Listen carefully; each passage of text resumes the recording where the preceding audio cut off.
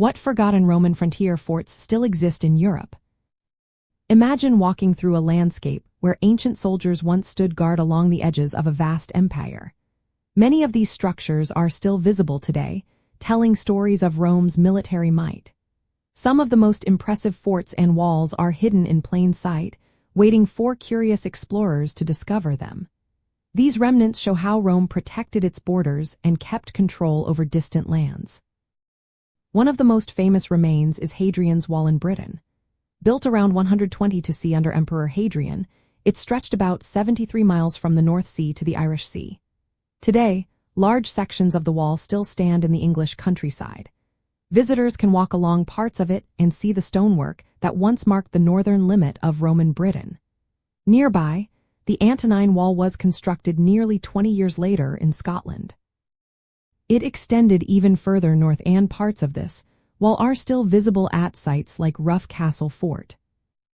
In Germany, the Roman frontier system called the Limes was a huge network of defenses.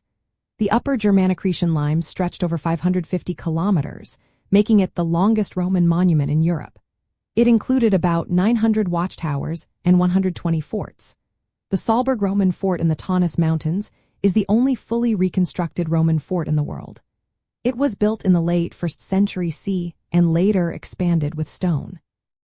Today, visitors can walk through it and see how Roman soldiers lived and fought. Along the Danube River, the Romans built a series of forts and watchtowers. These structures were spaced about 10 to 30 kilometers apart, creating a protective barrier and a trade route.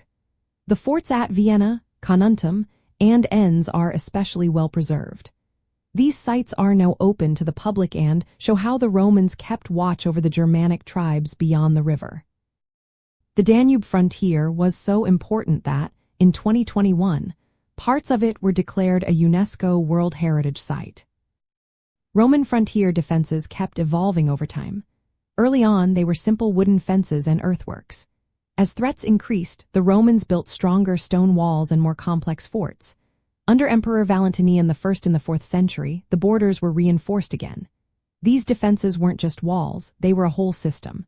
Roads connected the forts, allowing quick movement of troops and supplies. Watchtowers sent signals through fires, alerting soldiers to any danger.